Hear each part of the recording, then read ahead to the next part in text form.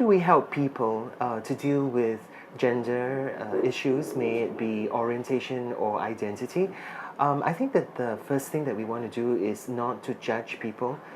Very often, somebody comes and shares their story with us.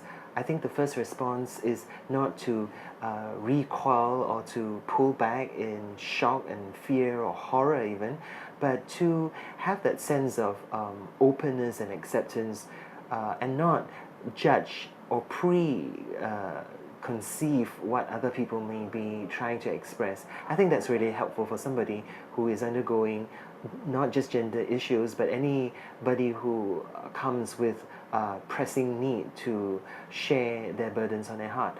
I think the other area is not to focus on the person's sexuality. As Christians, I think that very often we would tend to judge and say, oh, because of your sexual sin, it seems to be very much more serious or more sinful than another. But I think the Bible tells us that, all of us have fallen short of the glory of the Lord. And we should try to reflect that to the person who is struggling and who comes to us to seek help. Obviously, we need to improve our listening skills.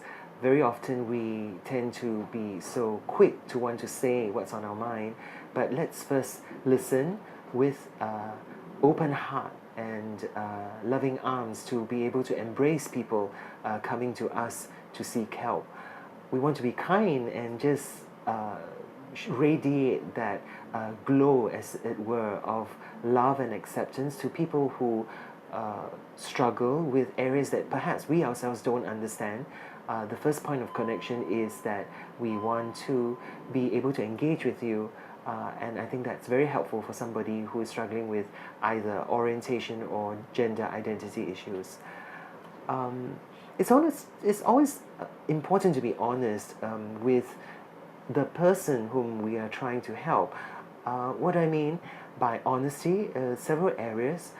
First of all, for example, if we don't really understand the situation or to understand the emotions that the person is undergoing, it would be very helpful to say, I really don't understand.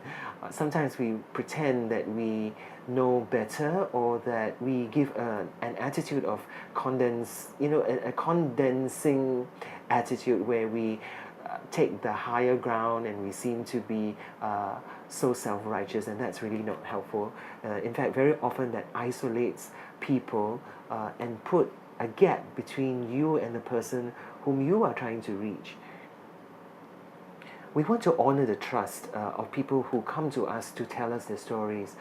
It takes great effort for people to even open up to talk about themselves. We want to be able to maintain confidentiality. Very often we feel that, we want to share that with some other person because, we feel so burdened and all that. I think we need to find the right time and the place to do this.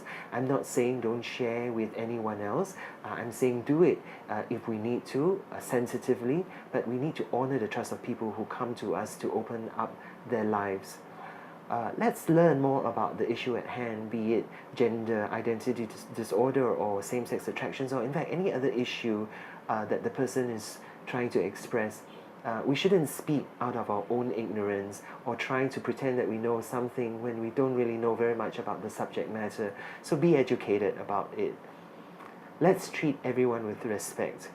People, whether of any orientation or belief system, would need us to respect them, just as we expect others to respect what we feel and our beliefs as well. And so we should be able to extend the same to others. We want to establish boundaries, and what I mean is to be able to have a line that says that I can help you, but perhaps until this stage, if that's where we are comfortable at doing, and let's not be afraid to lay these boundaries for others as well as for ourselves. And finally, let's deal with grief.